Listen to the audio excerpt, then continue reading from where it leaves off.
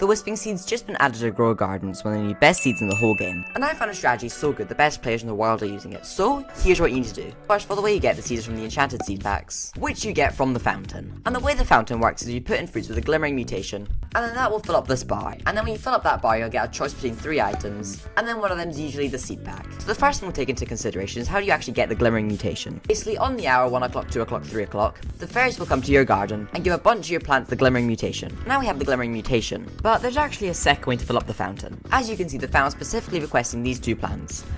A glimmering mango and a glimmering cactus. And if I give those 2 plants to the fountain, it will instantly fully power up. And now people have done some testing and it turns out this method is miles better than just putting any random plant and slowly watching this bar fill up. But this is different every time you want to fill up the fountain. And that's because this fountain has tiers to it. As you can see, if I click show tasks, it will show I'm on tier 2 out of 5. And depending what tier you're on depends on what plant the fountain's going to ask for. Shout out to this guy on TikTok, but he basically found out what plants the fountain asks for depending on what tier you're on. So if you're on tier 1, it could ask for a strawberry, daffodil, blueberry, corn, or an orange tulip. Tier 2, tomato, corn, daffodil, watermelon, pumpkin, apple, bamboo. 3, watermelon, pumpkin, apple, bamboo, coconut, dragon fruit, mango. Tier 4, coconut, cactus, dragon fruit, mango, grape, sunbulb, glowthorn, mushroom, pepper, or cacao.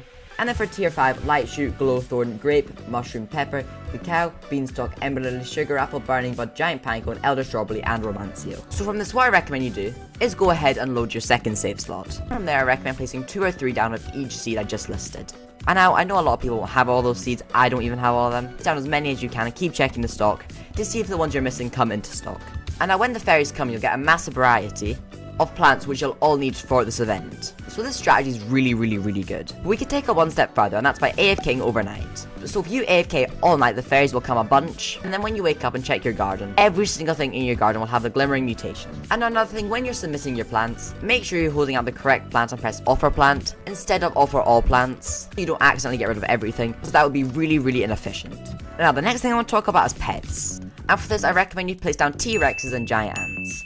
Now T-Rexes can be kind of expensive, so you don't have them, it's fine. But what they can do is spread the mutation around, and this will make getting the mutation a lot easier. And then what the giant ants do is every time you harvest something, they have a small chance to dupe it, so then you'll be able to dupe the plants you harvest. And something else I recommend doing is subscribing, eh? You don't have to, but if you do, thank you so much. The next thing we're going to talk about is upgrades. As you can also get upgrades from the fairy godmother. There's a lot in this update. But basically, I don't really recommend you buy any of these, because when you reach tier 5 from the fountain, you have to wait 5 hours before you can go back to tier 1 and start the process over again. But if you use 7,500 like fairy tokens, I don't know what they're called, well, you can skip that timer and get back to grinding seed packs. So while I don't recommend buying the upgrades, if you are going to buy them, I would focus on the fairy event duration and the fairy spawn amount, as these 2 help tons, and then the top 2 ones don't really matter too much, and you can just pick which ones you want to upgrade for them. Anyway, then all that said, please open a bunch of seed packs. Anyway, shout out to my members, thanks for watching, goodbye!